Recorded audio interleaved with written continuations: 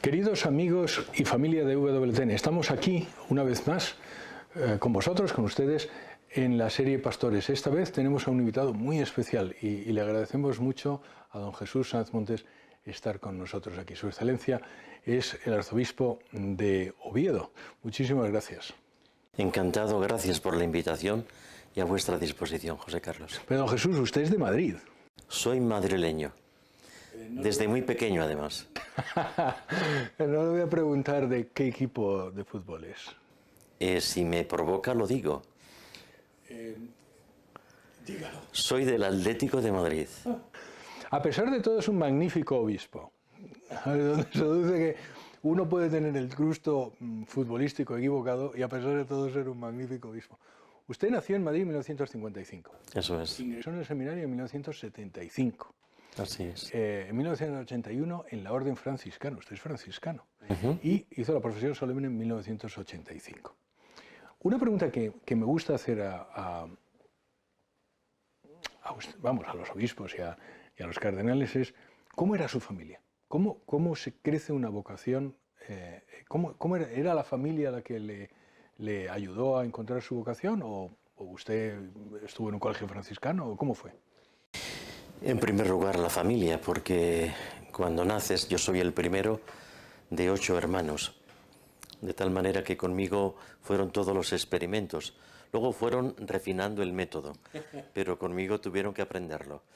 Entonces, entre las cosas que a un niño deseado y acogido llega al mundo, no solamente se le enseña a decir papá y mamá, y se le enseña a caminar, y se le enseña a comer y a tener decoro y modales, sino que también se le enseña a rezar, porque el legado que tus padres te dan como instrumentos de una vida que Dios pone en el amor de entre ambos, no es ajeno justamente la fe que ellos también tenían.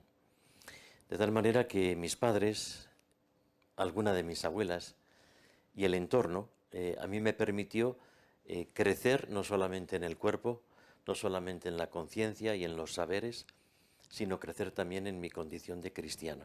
¿Ustedes rezaban en familia? Sí, había momentos muy puntuales. No porque rezásemos, al menos en la casa familiar más estricta, mis padres y mis hermanos, pero sí con mis abuelas, sí que era frecuente rezar el rosario todos los días y hacer visitas a las iglesias en mi Madrid natal, el ver procesiones de niño, como yo ahora descubro cuando en las procesiones, ahora mismo en Asturias, veo a las mamás, a las abuelas, a los papás también, con los más pequeños en brazos, que se hacen 1000 preguntas los niños.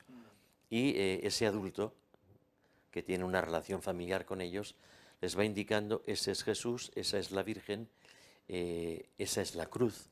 Y les dan una primera catequesis elemental, que eso queda más de lo que nos parece.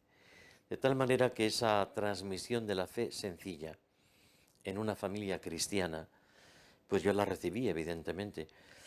Cuando se escoge un colegio para mí, se escoge un colegio religioso. No fue el primer colegio al que yo asistí, pero sí que hay un momento dado en donde mis padres eligen para mí el colegio de los Salesianos de Atocha, gran colegio en Madrid.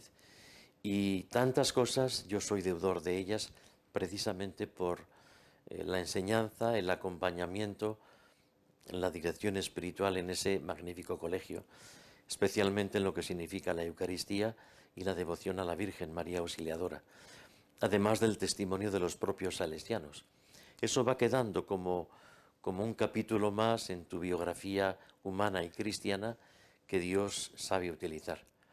De ahí yo después me dedico a cosas bien distintas, estudiando para preparar unas oposiciones, estudiando economía, derecho mercantil y trabajando en el mundo de la banca privada, especialmente en el campo de la bolsa. Porque mi vocación, aunque tiene todas estas raíces, nunca fue una vocación tardía, sino retardada. Es decir, me resistí todo lo que yo pude, porque en el fondo había un respeto ante algo misterioso que a mí me daba, no sé, una especie de... me retrancaba para decir quizás no o todavía no. Y Dios dice, yo tengo paciencia. Y me esperó. Me alegra mucho que diga lo de los padres salesianos, porque es verdad que muchos de los que hemos ido a colegios religiosos parece que lo pasamos por alto. Yo estuve en los agustinos, les debo mucho a los padres agustinos. Acaba de fallecer el que fue mi profesor de religión, el padre José Luis Gómez Gude, que Dios le tenga en su gloria. Luego estuve en un colegio, en la Universidad de los Jesuitas y probablemente en un colegio mayor del Opus Dei. Entonces a todos ellos les debo la poca fe o la mucha fe que tengo. Pero lo que dígame sobre su vocación retardada. ¿Cuánto se resistió y cómo supo usted que tenía vocación? Pienso que Dios hace una siembra y esas semillas que va dejando a través de personas, de acontecimientos que suceden, de elementos educativos como puede ser un colegio religioso, amistades que se cruzan, hasta aficiones deportivas, hay una siembra continua que cae, como dice la parábola del Evangelio, en diferentes tierras que son tu propia historia. Pero sin embargo la semilla está ahí. Dios ha sembrado, pero quizá todavía no es el momento de germinar. Y Dios tiene lluvias suficientes como para poder decir, ahora es el momento. Y aquella semilla que yo le regalé, ahora es el momento de que germine. De tal manera que cuando tú das un paso importante en donde haya un antes y un después, eres deudor de tantas semillas de ese Dios sembrador que tiene mucha imaginación, mucha creatividad y enorme paciencia. De tal manera que el paso yo lo doy cuando reconozco que tengo una asignatura pendiente. Es decir, hay algo que yo lo tengo todavía sin responder. Hay una preciosa obrita, una recogida de cartas del gran poeta germano, bohemio, Rainer Maria Rilke, cartas a un joven poeta. Y el joven poeta que le pregunta al gran maestro, ya era premio Nobel de Literatura, ¿cómo podría hacer yo para escribir como usted escribe? Y le dijo, si quieres escribir bien, ten paciencia con tus preguntas. Ama tus preguntas, porque solo quien ama la pregunta reconoce la respuesta. ¿Qué es la pregunta? Y terminaba el gran maestro Rilke, lo que está sin resolver en tu corazón. De tal manera que yo, sin haber leído todavía Rilke, después le he puesto esta letra a la música de entonces, me dije, yo tenía sin resolver algo en mi corazón. Es donde Dios propicia que te encuentres trabajando en el banco. Conozco a un grupo importante, cristiano importante, que se dedicaba, entre otras cosas, como banderín de enganche, digamos, al montañismo. A mí la montaña siempre me apasionó, la escalada, el esquí, de tal manera que fue por ahí por donde Dios me espera detrás de esa esquina, a través de la montaña y la afición mía natural a las alturas, pues a través de estos cristianos que eran jóvenes como yo, dirigidos por excelentes jesuitas. Y entonces ahí me engancha, en donde cuando con ellos voy a la montaña y ellos me señalan otras cumbres, que son las que a mí me atraen y en las que yo me reconozco como la respuesta a mi afición montañera espiritual. ¿Y qué consejo le daría a una persona, a un joven, que esté en este momento pensando, yo no sé si tengo vocación, no sé si Dios me llama, no sé si esto es de verdad o es simplemente una lucubración? Lo que yo descubrí al menos es que el gran discernimiento no está en si yo me apunto o me desapunto, sino entre si yendo por ese camino voy a hallar el sendero que a mí me permite llegar al punto de llegada al que he sido llamado. Y para discernir esa virtualidad, la pregunta que yo me hacía era si ese camino me corresponde o es prestado. Porque si te corresponde, según vas haciendo ese camino al andar, lo decimos con Machado, pues según lo vas recorriendo, crece en ti la certeza de que estás en la senda correcta, porque hay una correspondencia entre lo que tu corazón desea y lo que te está ofreciendo Dios. Mientras que si te equivocas de camino, podrás fingir, podrás resignarte o podrás a sabiendas equivocarte, pero no te está correspondiendo. Porque hay cosas de tu vida, de la riqueza de una vida humana, que no están contempladas en esa aventura que tú te empeñas en caminar. Mientras que cuando la aventura coincide con lo que Dios te propone, hay una correspondencia entre tu deseo, entre tu pregunta y su cumplimiento y su respuesta. ¿Y por qué franciscano? ¿O cómo franciscano? Pues las dos cosas, ¿por qué y cómo? Yo me fui cuando finalmente dejo mi trabajo, en donde yo estaba, pues humanamente hablando, muy contento, bien pagado y también afectivamente con proyectos. De tal manera que tuve que dejar muchas cosas, no solamente un puesto de trabajo y, bueno, un camino que podría haber sido correcto, cristianamente posible, pero que no era el que a mí me correspondía. Pues Dios tuvo el regalo y me dio la gracia para que yo hiciera ese descubrimiento inicial. ¿Y me voy a dónde? Pues donde se forman los futuros sacerdotes, en un seminario. Y yo escogí un seminario en aquel momento, no era el seminario de mi diócesis, yo soy madrileño, hubiera tenido que ir en principio al seminario de Madrid. En aquel momento, hablamos del año 1975, el seminario de Madrid tenía algunos inconvenientes de tipo doctrinal y de tipo pedagógico. Estos jesuitas que a mí me acompañaban, que estaban bien informados, que reconocían en mí una vocación sacerdotal, me dijeron, como una propuesta, ojalá que encontremos el lugar más adecuado para que tú te formes bien. Y no únicamente en cuanto que te den una teología correcta, una teología ortodoxa, una teología arrodillada, que decía el maestro von Balthasar. Es decir, una teología que se pueda rezar, que se pueda predicar, que a ti te permita crecer como cristiano y ser después un santo sacerdote. No vale cualquier seminario, ni cualquier teología, ni cualquier pedagogía formativa para lograr estos objetivos. Y entonces me aconsejaron Toledo. En aquel momento un gran obispo, que fue el cardenal Marcelo González Martín, me acogió como un padre, y de tal manera que yo con 20 años me aventuré y comencé, hice toda la filosofía con ilusión, con provecho, y cuando comenzaba la teología, el demonio, que no hay manera de mandar al paro, trabaja los 365 días del año y nunca tiene vacaciones.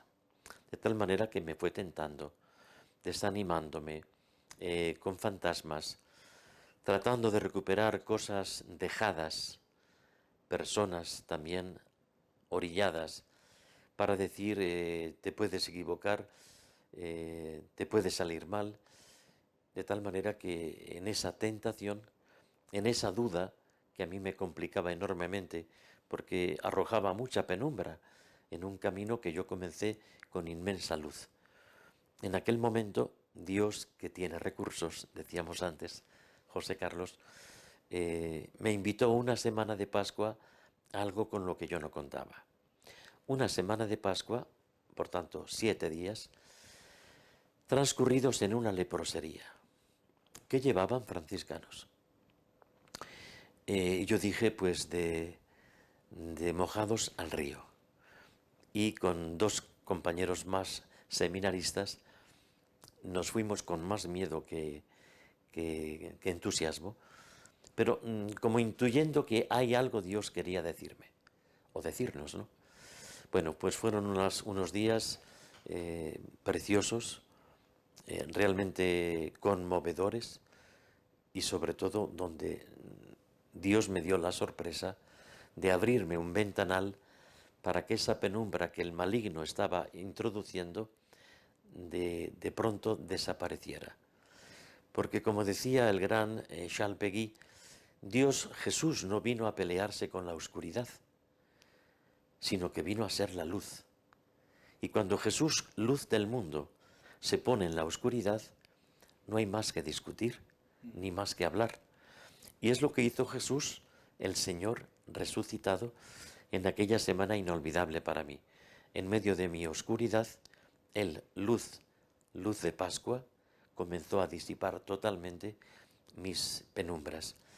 De ahí hasta que yo diera el paso al ingreso a la orden franciscana, transcurrieron 2 años y medio, porque no era cuestión de decir el entusiasmo fugaz, posiblemente fugaz, hace que yo pues dijera ya, ahora mismo. Me lo tuve que pensar con mi director espiritual, lo fui discerniendo, lo comenté con el señor cardenal, don Marcelo, y finalmente en mi último año de la teología me fui a la orden franciscana. Esa es la historia. Vaya, por dónde. Yo he cogido su biografía y me va a servir a mí para aprender cosas, si quiere que le diga, la verdad. Don Jesús, ¿qué es un rector y padre guardián? Porque usted fue rector y padre guardián de varios monasterios. ¿Qué es un rector y padre guardián? En la tradición franciscana, desde el propio fundador, San Francisco, a los superiores no los llamaba priores, superiores, los llamaba guardianes. Palabra que a mí me sonaba fatal al comienzo, porque a mí guardián siempre me recordaba a los pastores alemanes. Y claro, ser pastor alemán, ¿qué significa ser guardián? Y a mí me explicaba mi buen maestro de novicios, el que guarda la fidelidad y la felicidad de los hermanos. Y por eso está al frente de una fraternidad, como guardián. Esa es la expresión franciscana, como otras órdenes tienen otras nomenclaturas. La nuestra es ser guardián. Y el rector, cuando estás en una comunidad que tiene, por ejemplo, un centro de estudios, un centro de escritores, que tiene una facultad de teología, o que tiene una iglesia que no es parroquia, porque entonces podría ser párroco y guardián, entonces eres el rector, el que la rige. ¿Y cuál es la diferencia de maestro de estudiantes, que usted también fue? El maestro sí que es una palabra que es común a todas las familias religiosas. El maestro es el que enseña. Y por tanto, cuando llega un postulante, un novicio o un postnovicio, profeso temporal, siempre tiene como tutor, digamos, al que se le da como maestro de postulantes, maestro de novicios o maestro de estudiantes teólogos, que es el que acompaña. En el fondo es un rectorado focalizado para ese grupo de personas más jóvenes que están en la formación inicial. ¿Y usted también fue consejero definidor de alguna provincia? De mi provincia original, provincia franciscana de Castilla. El definidor es el que forma parte del Consejo de Gobierno junto con el padre provincial. Entonces yo estuve varios años como en el equipo de gobierno, de asesores, de definidores del padre provincial, que es el que en esa demarcación que llamamos provincia tiene la máxima responsabilidad. Cuando tengo algunos obispos delante que han sido párrocos, normalmente le pregunto, bueno, ¿qué es lo que hace un buen párroco? Le voy a preguntar a usted, ¿qué es lo que hace un buen rector de monasterio o padre guardián de monasterio? ¿Qué es lo que hace a un buen jefe de un monasterio? Bueno, si lo traducimos en una nomenclatura más cercana a lo que es la familia de los hijos de Dios, un buen padre no debe olvidar que sigue siendo hijo. Un buen maestro no debe olvidar que sigue siendo discípulo. Y por tanto, un buen jefe tiene que saber siempre que es un mandado. Porque en el fondo este trabajo, esta encomienda, este ministerio en el fondo, este ministerio es hacer las veces de alguien más grande que tú. Y por tanto que te elige a través de los hermanos para que tengas esa función. Tú quieres ser padre, pues sé también hijo. Quieres ser alguien que enseña, no dejes de aprender como discípulo. Quieres ponerte al frente de una comunidad, sé el primero en dar ejemplo. Y esta es la labor, lo que tiene que hacer un buen rector, un buen guardián o un buen maestro. Y usted además ha sido también profesor de la Asociación Hispánica de Estudios. ¿Cómo es usted como profesor? Bueno, era una asociación de estudios medievales.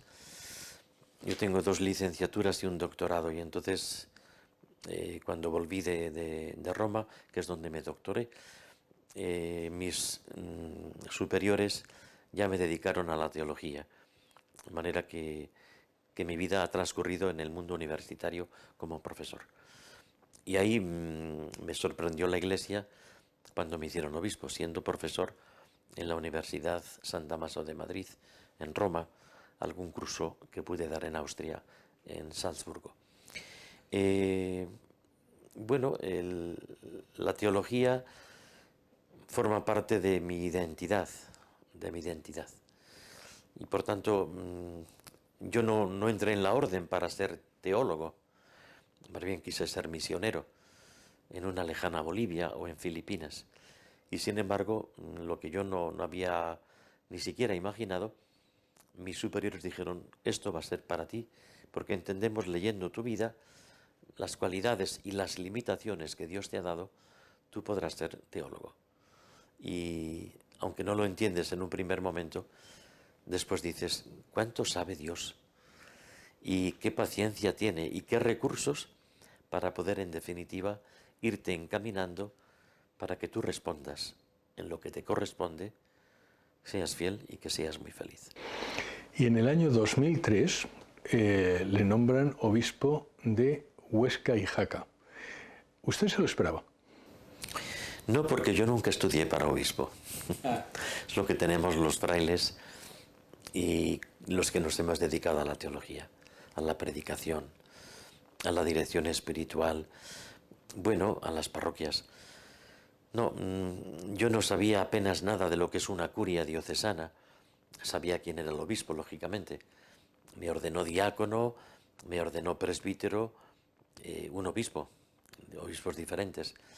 Pero, bueno, el respeto, la admiración, una cierta distancia por estar ante alguien que luego yo he descubierto ya como obispo que los curas diocesanos sí que tienen una relación más estrecha, más vinculante con su propio obispo. Pero los que somos religiosos, nuestra relación más directa es con el provincial o con el padre general, no con el obispo con el que nos llevamos bien. Pero no es esa relación que sí que los curas sacerdotes diocesanos tienen con su prelado.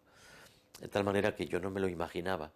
Y cuando me lo propone el señor nuncio, yo le pregunté, ¿está usted seguro que soy yo el de la carta? Porque con mucho humor me dijo el nuncio, Monseñor Monteiro, ¿tiene usted carta del Papa? ¿Le llamó por teléfono? ¿Cómo fue? Me pidió que fuera nunciatura.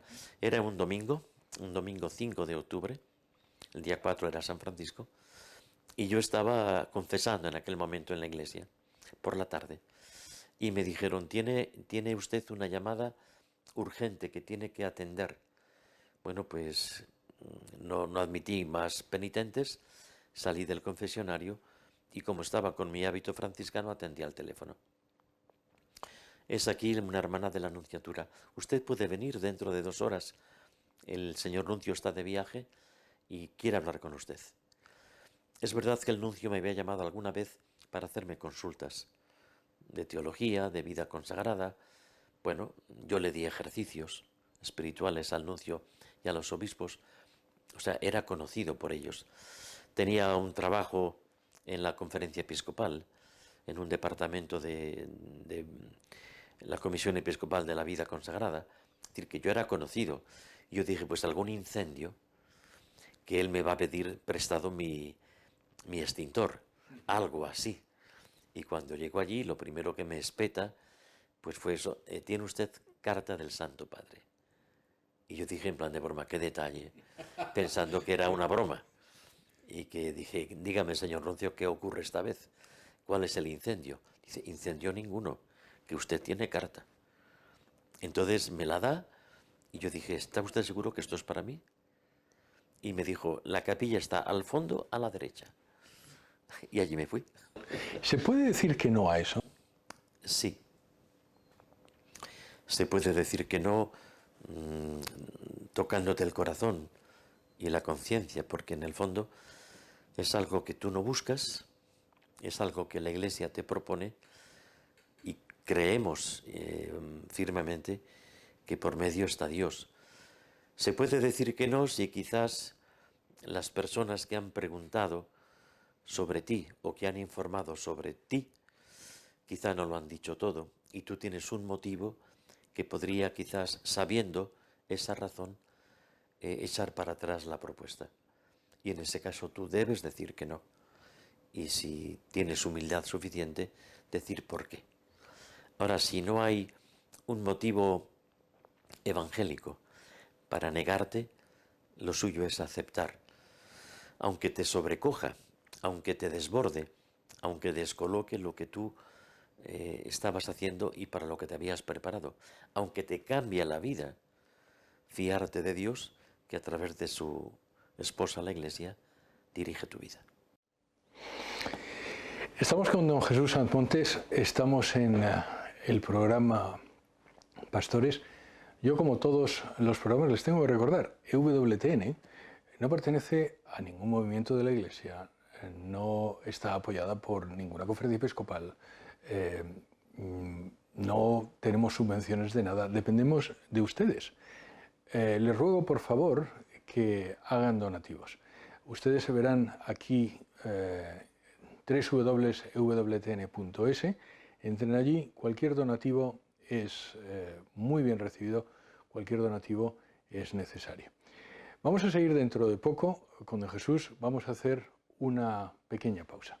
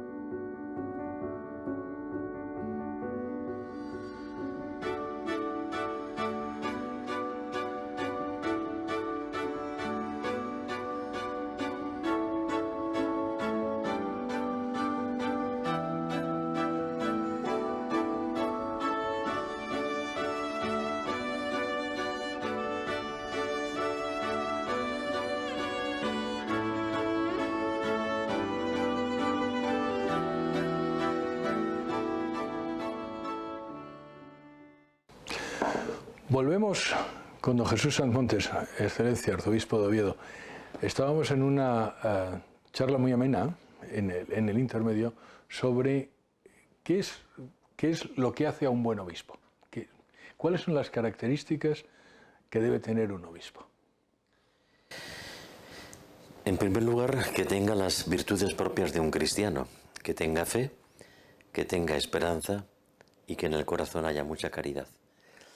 Y puede parecer una obviedad, como diciendo, bueno, eso es el ABC de cualquier bautizado. Sí, pero cuando la Iglesia te va llamando o tú vas descubriendo el camino que Dios quiere de ti, no es que dejas tus principios bautismales al margen para ahora dedicarte a ser obispo o a ser sacerdote, ¿no? Sino que tú vives esa fe, esa esperanza y esa caridad como pastor en una diócesis. Y por tanto, esa fe, ¿cómo se nutre? Esa fe se tiene que nutrir en el obispo siendo un hombre de oración, un hombre que no solamente distribuye sacramentos, sino que también los recibe y que los vive profundamente. Tiene que ser una persona de devoción muy tierna hacia María y hacia los santos de los que aprendemos. Tenemos que cuidar la fe y todo lo que la nutre y alimenta. Una caridad, porque en el corazón de un obispo tiene que tener cabida el amor al enemigo y el amor a los amigos, a todos. Y por tanto no hacer acepción de personas, no tener criterios de exclusión. Se reserva el derecho de admisión y tú en mi casa, en mi vida, en mi corazón no entras. Pues estar abierto a todos para poder acompañar a todos. La esperanza significa que en este mundo inacabado, Dios también tiene su incompleta, como Schubert. En este mundo inacabado, Dios ha querido con cada uno de sus hijos e hijas ir perfeccionando algo que Él quiso dejar sin concluir. Y esa es la esperanza de que estamos en un mundo que constatamos que es violento, que es insolidario, que es incrédulo, que es descreído. Bueno, pues esto es lo que tenemos entre manos y esa esperanza en las manos de un obispo, en la encomienda de un obispo, se traduce por acompañar a un pueblo que le han confiado, para que ese pueblo pueda, con la ayuda de todos los demás hermanos, perfeccionar lo que está sin terminar. ¿Quién propone a los nuevos obispos? ¿Quién propone oye, habéis pensado en Pepe, que podría ser un magnífico obispo? Bueno, yo podría decir que es el Espíritu Santo, que es el que propone en última instancia. Vale, la causa segunda. Las mediaciones o causas segundas. ¿Cuántas veces un obispo, por ejemplo, yo en mi diócesis, veo a mis hermanos sacerdotes y te fijas en ese cura y dices, qué buen obispo podría ser esta persona?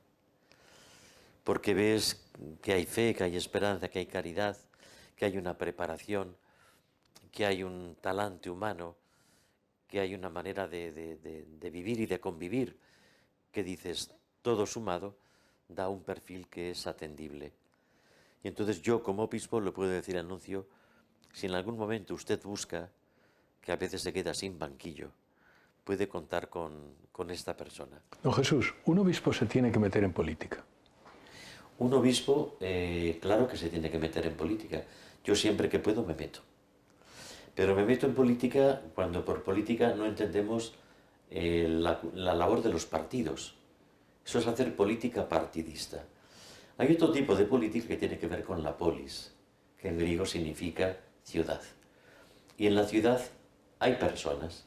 Y esas personas tienen vida, tienen libertad, tienen familia, tienen educación.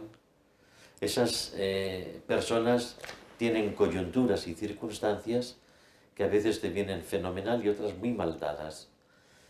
Yo hablo de una política cuando estoy a favor de la vida, la del no nacido, la del que ha nacido con todas sus circunstancias y la que está llegando a su tramo final.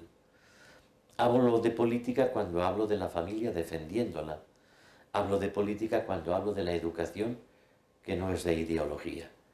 Hablo de política cuando hablo de la libertad, cuando pretenden censurarnos o taparnos la boca. Esa política es un anuncio evangélico. lleno de humanidad y lleno de esperanza. Don Jesús, ¿cuál es su moto episcopal? Christus in omnia omnibus.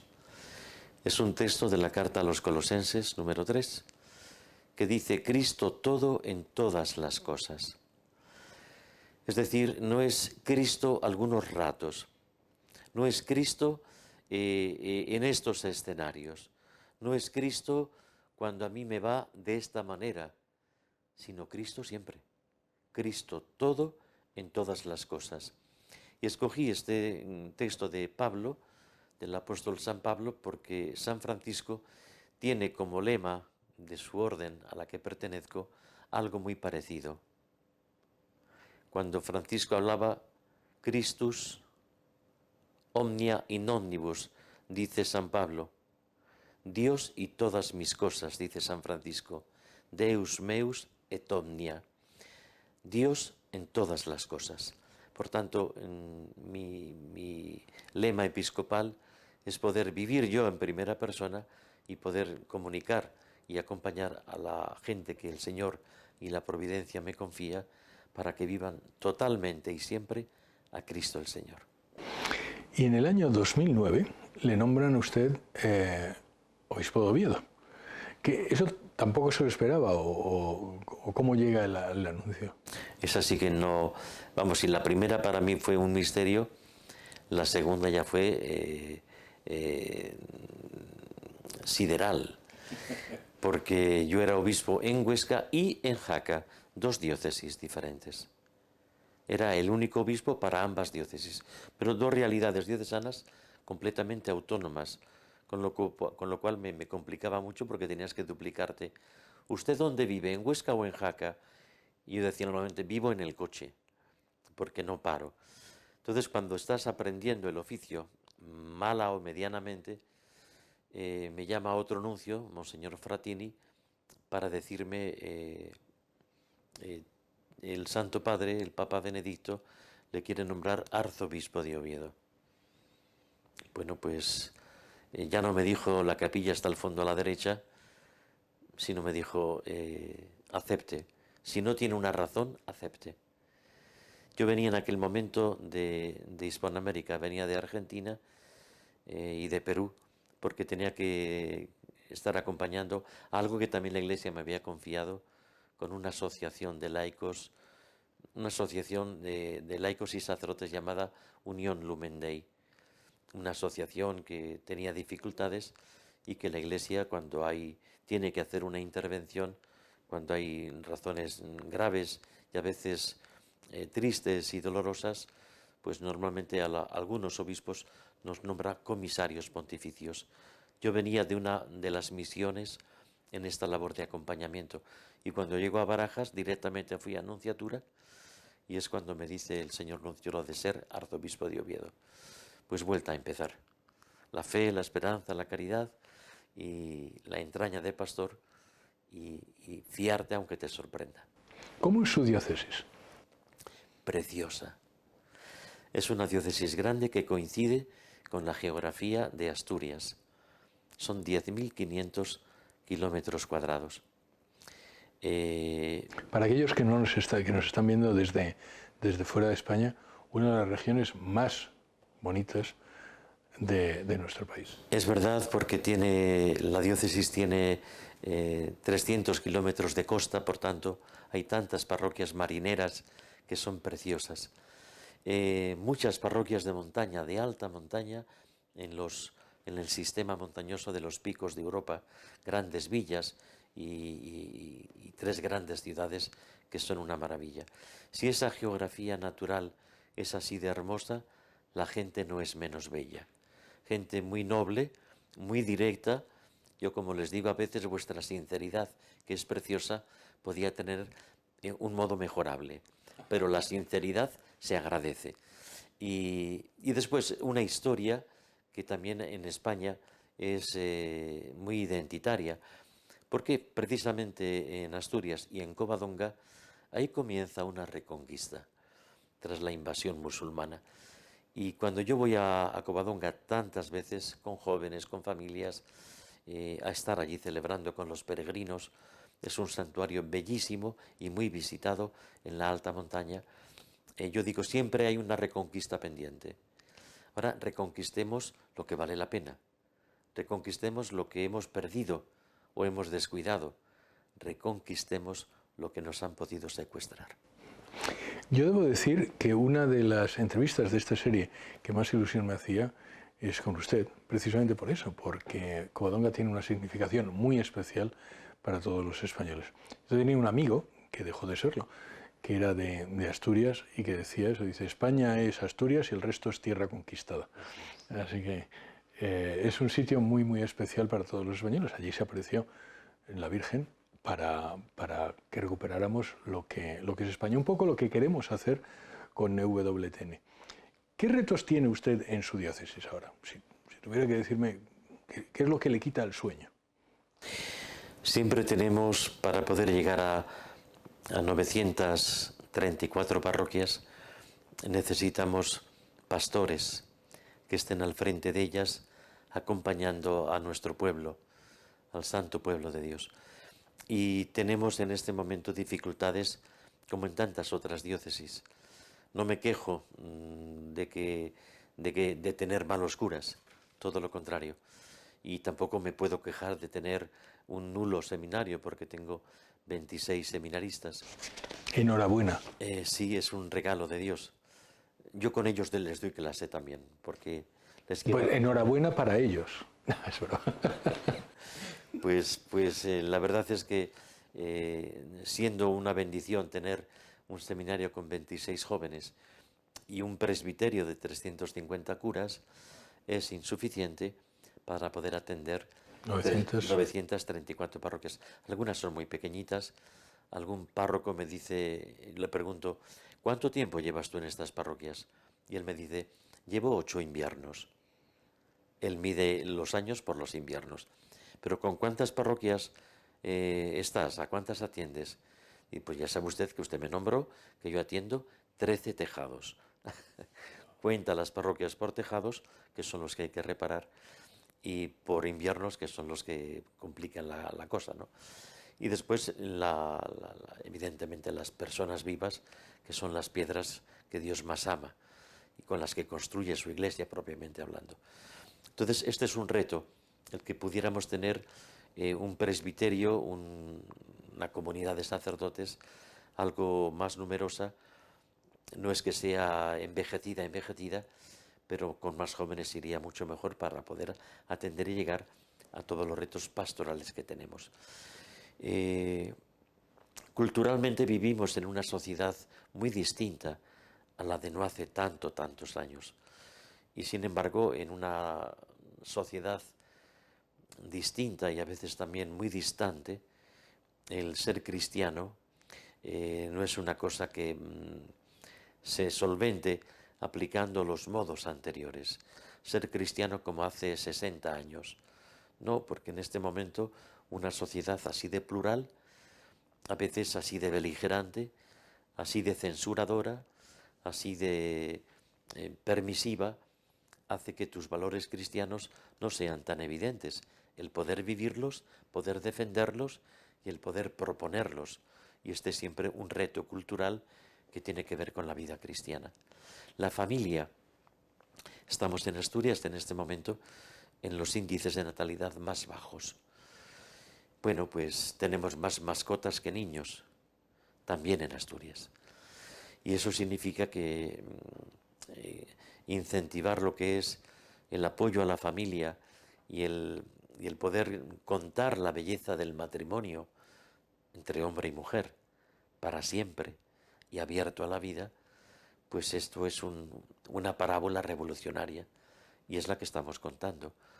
El defender cuando la vida está en entredicho, y ahí tenemos diferentes programas pastorales y grupos y acciones para salir al paso de la tragedia del aborto, de las mamás gestantes que interrumpen esa vida que ya llevan dentro y de la que son madres, el defender a los ancianos o enfermos que en una fase terminal también están siendo censurados, y toda la vida que está en el intermedio, con todos los desafíos y retos que la vida nos impone a los cristianos. Usted es además miembro de la Comisión Permanente y de la Comisión Ejecutiva de la Conferencia Episcopal Española. ¿Qué hacen esas comisiones? Edúquenos. ¿Qué es la Comisión Permanente y qué es la Comisión Ejecutiva? El episcopado en un país como España y en cualquier en cualquier otro estado es la comunidad de obispos, lo que llamamos la Conferencia Episcopal aquí española, formada por los obispos diocesanos de las diócesis que componen esa conferencia. Tenemos esa conferencia episcopal, tenemos 2 reuniones al año, que son las asambleas plenarias, una más o menos en primavera y otra siempre en otoño. Es digamos, el momento máximo de comunión, de participación y de vinculación, decisiones que tomamos vinculantes. Pero para aligerar, hay situaciones que conviene dilucidar, abordar y no esperar hasta la primavera siguiente o hasta el otoño siguiente. Y para eso está la comisión permanente, que ahí estamos solamente 25 obispos. No entro en el proceso de elección de esta comisión permanente. Pero incluso hay situaciones que son urgentes y la comisión permanente se reúne 3 veces al año. Hay situaciones que son más urgentes y para eso se elige la comisión ejecutiva, donde estamos solamente 8 obispos.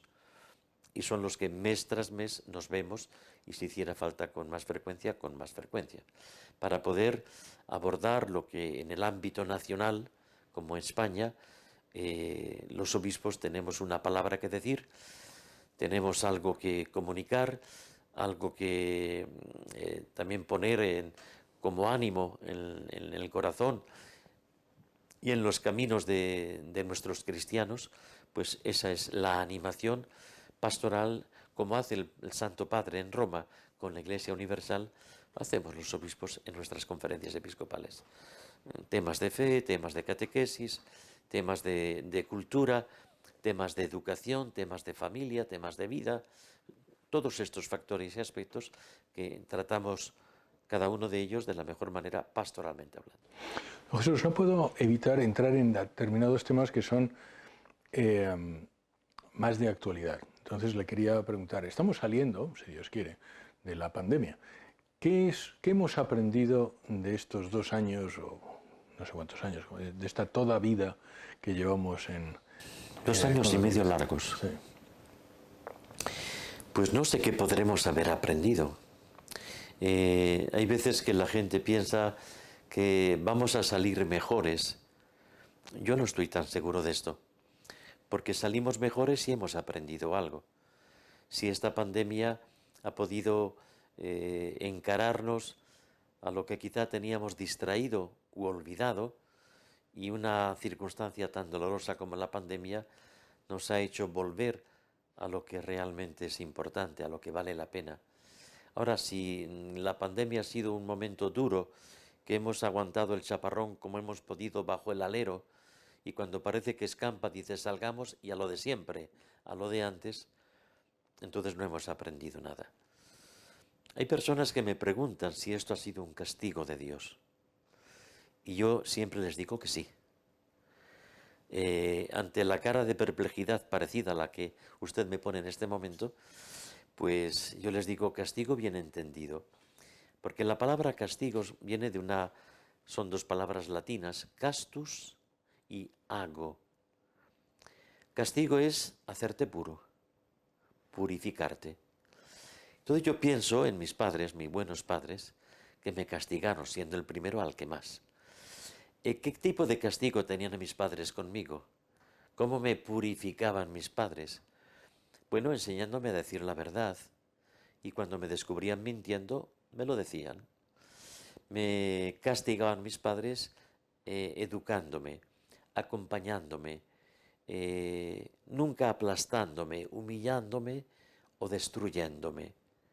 Hay castigos malentendidos que destruyen, que te acorralan, que te aplastan, y hay castigos que te purifican, que te permiten crecer, que te permiten ser mejor persona y en nuestro caso mejor cristiano. Ese tipo de castigo a través de la Escritura tenemos varios, y la historia de la humanidad describe no pocos. Otro tema que está de actualidad y su santidad nos está pidiendo también que acojamos a todos los migrantes y ahora en especial a los ucranianos, porque tenemos el horror de unos hermanos entrando en el país de nosotros. Yo, si usted no lo sabe, yo viví en Ucrania durante varios años, tengo muy buenos amigos ucranianos, también viví en Moscú. Y hemos hecho lo suficiente los católicos, ¿o qué más podemos hacer para ayudar en esta tragedia? Pues es una pregunta que me han hecho tantas veces en mi diócesis, sacerdotes, religiosas y tantos laicos, ¿no? Porque lo primero que te sale es, esto es terrible, hagamos algo. Y entonces la ansiedad bondadosa te lleva a precipitarte, a proponer o a proponerte cosas que luego van a ser inviables. Yo les digo calma, una calma activa, pero calma. Y les digo, mirad, hay al menos algo podemos hacer. Lo primero que yo propongo es que se rece. Porque la paz que deseamos, la paz que necesitamos, no es fruto de nuestros consensos y de nuestros enjuagues y pactos. La paz es un don de Dios. No es fruto de mis parlamentos, de mis negociaciones, de mis cesiones, concesiones para llegar a un pacto. La paz es un don de Dios.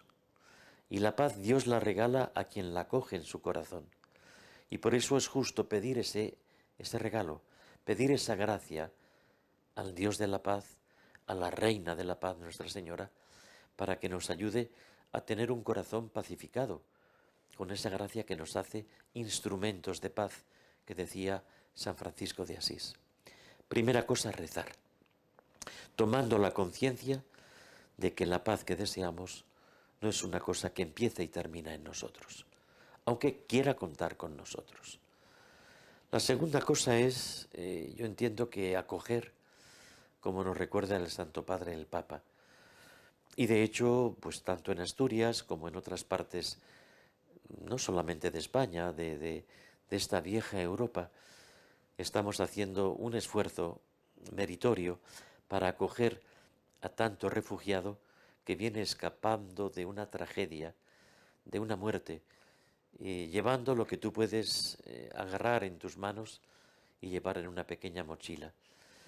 Acoger a esta gente, acogerlas para que se sientan en una casa, aunque no sea la de ellos, en una familia, aunque no sea la en la que ellos nacieron, que puedan sentir la cercanía, el afecto, la fe del testimonio cristiano, y eso es una labor preciosa en la tradición cristiana de la acogida.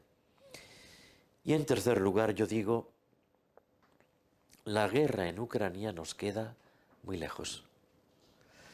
Hay otras guerras que son más cercanas. Quizás son guerras que declaramos muy a diario con las personas que tenemos más cerca. Y nuestros bombardeos pueden ser silencios, malas caras, intolerancias, desprecios. Hay una guerra que coincide con el espacio de tiempo, con el espacio de hueco que yo piso a diario, con la gente que me está más cercana, en donde yo declaro la guerra de tantas maneras, para que mi oración sea sincera, para que mi acogida sea creíble. Yo tengo que ser un hombre de paz que no declara ninguna guerra. Y bueno, trato de vivirlo en primer lugar, y cuando lo propongo en serio. Porque cuando hablo a curas, hay una derivada siempre. ¿Qué tipo de guerras pueden entablar los curas con otros curas? Y pongo ejemplos. ¿Qué tipo de guerra pueden entablar los matrimonios? O los padres con los hijos, o los hijos con los padres, o los maestros con sus discípulos, o los jefes con los súbditos, o los amigos y el vecindario. Y claro, aparecen tantas guerras, cuantas personas. Pues pedimos el don de la paz, acogemos a quienes la sufren en carne propia, siendo constructores de la paz, con el don que Dios regala, allí donde yo vivo. Y ahora nos movemos un poquito hacia Occidente. Otro tema que está candente es el camino sinodal alemán, que tanto escandaliza a muchos católicos. Y recientemente ha habido una carta más de, pues creo que llevan 90 y tantos obispos de todo el mundo, de los 5 continentes, llamando, si quiere, fraternalmente la atención a los obispos alemanes, diciéndoles, oiga, lo que ustedes están proponiendo no es católico. Eso sigue a la carta del episcopado polaco, a la carta del episcopado nórdico, a varios cardenales diciéndoselo. ¿Qué nos puede decir sobre eso? Pues que es una tristeza que tanto nos está preocupando. El Papa lo hace ver, el Papa también ha escrito, y la carta del Papa es digna de ser leída, de ser creída y sobre todo de ser vivida. Lo que ocurre es que Alemania tiene un algo, y no en vano Lutero era alemán, y hablaba un buen alemán además. Hay algo en ese mundo sajón, germánico, que tienen dificultad en lo que es quizás todo lo que no sea el ombligo de sus pretensiones y de sus horizontes escasos. Porque si somos católicos, católico significa universal, y por tanto la universalidad católica tiene ya 2000 años de andadura en la historia. Hemos conocido herejías, hemos conocido cismas, disensos, y hemos conocido tantas historias de santidad en nuestros mártires, en confesores, en maestros de la fe. Entonces, pretender situarte al margen o pretenderte como el que eres más listo, más audaz, más creativo para enmendar la plana de esa catolicidad universal de 2000 años de historia es poco inteligente y tiene un escaso recorrido. Por eso es triste que estén enmendando con los argumentos que no se sostienen. Toquen lo que toquen en estas propuestas que no tienen viabilidad, es salirse de la comunión católica, una comunión que tiene 2000 años de historia y que tiene una universalidad. Salirte de esa comunión es romper con los hermanos, pretendiendo que tú sabes más, que tú puedes más y que tú tienes más.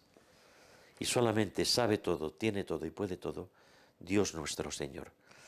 Por eso la vieja tentación del hombre, siempre, por no decir la única, es querer ser como Dios, sabiendo más, teniendo más o pudiendo prepotentemente más. Yo es lo que lamento en mis hermanos obispos y fieles de una tierra que quiero. Yo estudié en Austria y por eso el mundo alemán me es querido y por eso me preocupa. Pues una vez más, don Jesús Sanz Montes, muchísimas gracias por estar con nosotros. Le voy a pedir que encomiende por todas las gentes de WTN, por toda la gran familia de WTN, siendo el arzobispo de Covadonga es algo que es muy especial para nosotros. Con mucho gusto. Y les recuerdo que si tienen algún comentario, alguna pregunta, por favor escriban a este email y nos los hacen llegar. Que Dios les bendiga.